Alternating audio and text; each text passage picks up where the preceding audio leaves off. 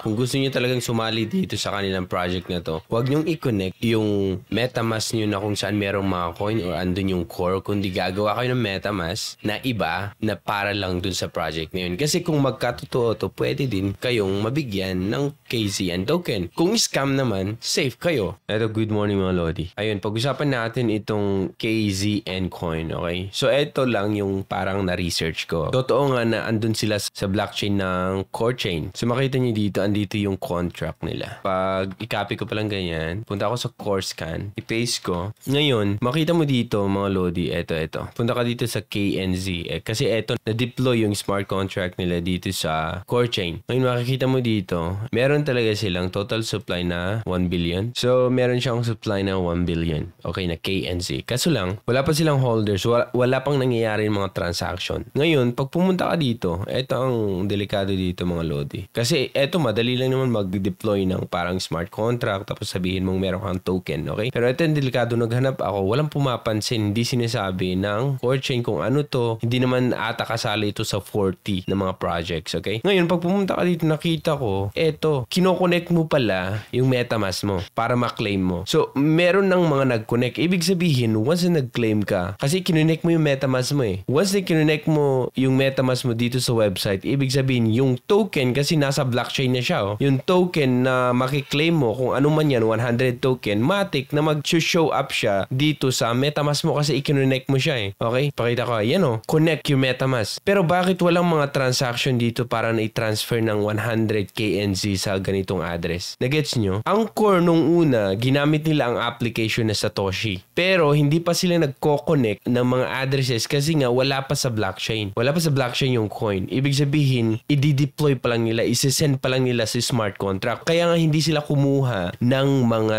MetaMask or wallet address. Kinuha na lang nila nung ibibigay na nila yung reward sa mga users or sa mga nag-mine ng core token. Dito, mga Lodi, tignan mo, walang transfer, walang holder, nakagawa lang sila ng smart contract. Ang paggawa ng smart contract, madali lang Lodi, tandaan nyo yan. Okay, kaya nga ang dami-daming mga token na nakikreate siya. Ethereum, kahit anong network, Cardano, sa Binance, sa Solana, kasi nga madaling gumawa ng smart contract. Ang problema dito, pag nag-connect ka na dun sa kanilang website, tapos yung MetaMask mo mga Lodi, eto tandaan nyo, MetaMask mo, dun pa pumapasok yung core mo or yung mga ibang crypto mo. Siyempre, may possibility na pwede nilang limasin yun. Pero hindi ko naman sinasabing scam sila. Yun lang yung maging aware kayo kasi nga, kumukuha na sila ng, wallet address. Nakita ko lang to dito, ng wallet address. Saan ba yun? Ayun, i-connect mo. Kumukuha na sila ng mga wallet address. Kino-connect na nila yung MetaMask nila. Bakit nila ginagawa yan? Pero wala kang makitang mga transaction na nangyari na nag-transfer sila sa mga address nyo. Kung ikaw man ay nag-connect, di ba? Huwag mo pa sanang kunin yung kanilang address. Katulad ng ginawa ng core. Hindi sila kumuha ng address nung nagmamine pa yung mga users. Kumuha ba sila ng address? Hindi. Nung i-distribute na nila yung core sa mga users, dun na sila nag-gather ng mga address na input yung address nyo dito. Kasi nga, ang gagawin natin is send natin itong information or itong address nyo dito sa smart contract para may paraan, okay? Ilagay na namin yung mga core nyo, i-claim nyo na lang. Ibig sabihin, yung mga na-mine nyo is ipapasok na natin sa blockchain. So, once na pumasok sa blockchain or sa smart contract, dun nyo na pwedeng ma-claim. Dapat nakita na dito na merong mga transaction kasi nga, ipinapa-connect na sa inyo yung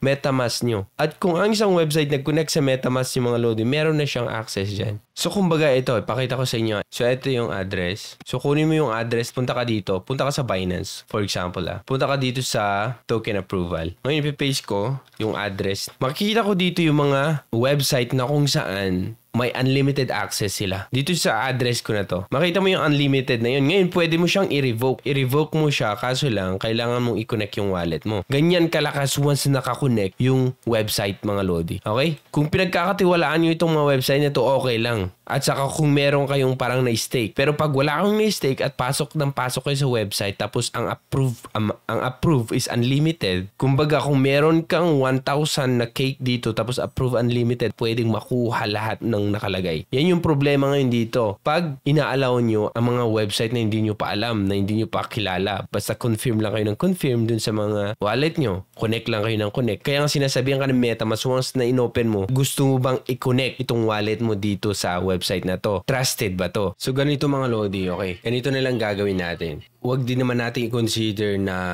para siyang scam. Kung gusto niyo talagang sumali dito sa kanilang project na to, huwag niyong i-connect yung MetaMask niyo na kung saan merong mga coin or andun yung core, kundi gagawa kayo ng MetaMask na iba na para lang dun sa project na yun. Kasi kung magkatotoo to, pwede din kayong mabigyan ng KZN token. Kung scam naman, safe kayo. Para mga ganun lang, okay? So, pwede tayong sumali pero ang i-connect nyo na MetaMask is yung bagong ginawa nyo. Paano nyo gagawin yun? Pag nasa desktop kayo, sa akin, nasa Brave ako ngayon, mag-open ako ng Google, mag-download ako ng extension ng MetaMask. Ganun lang kadali. Same din sa mobile. Mag-download ka ng ibang browser at dun mo i-open yung MetaMask at dun mo i-connect itong website ng KZN Coin. Kasi dalawang mangyari dyan eh. Pwede ito na maging legit at pwede kayong makakuha, magkaroon ng value ito in the future, or pwede din na gusto lang is-scamming kayo dun sa mga core nyo. Okay, yun mga Lodi ang masasabi ko lang. Kasi wag nating consider na scam agad-agad kasi may mga project din naman na nag-start na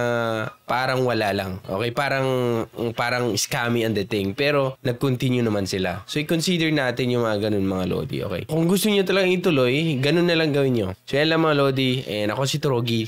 Thank you so much for watching.